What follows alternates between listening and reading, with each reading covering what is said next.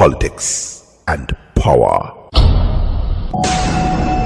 The last reasoning on the episode which preceded this one ended on school or schooling versus education. And there are some who mix up the two. In fact, there had been a very interesting debate, and there continues to be that debate about education and schooling. And I believe they are two different entities and they work hand in hand. Well, not always, but they should be seen as working hand in hand and or being distinct and different.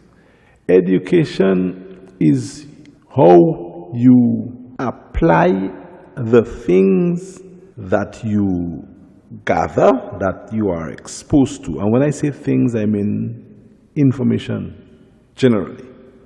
So one can become educated by observing, by being schooled, by experiencing, by exploring, by participating, and by several other means.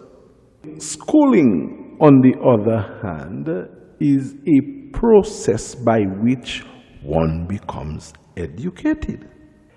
Education, or the process of education, is continuous. It is here, there, and everywhere. And people become educated without even understanding that they are being educated. The Bible is read, some poem is read, some stories told, experiences are shared, and we are educated. There is just not a particular system by which the education process is structured. And again, we go back to schooling. When one is schooled, they go through a particular system of training, of education.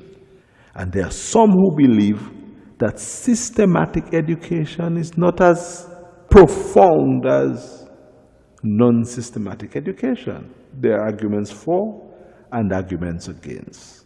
I have experienced both, where I received substantial education outside of the formal setting, schooling, and I received a substantial amount of schooling in the formal, controlled setting. In the area of schooling, your education is focused on a particular discipline or skills or area, and when once the process is complete, the system deems you an authority or an expert on the field that you are conditioned to understand the best.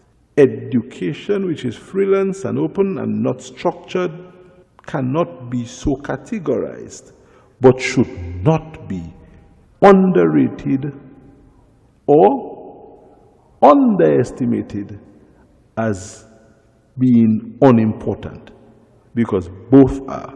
In fact, the structured schooling of those students who go through this system depend on those who did not necessarily go through the system, and others who went through the system too. But how does one find information? By speaking to others, interacting and getting information. No scientist becomes a scientist of his or her own volition.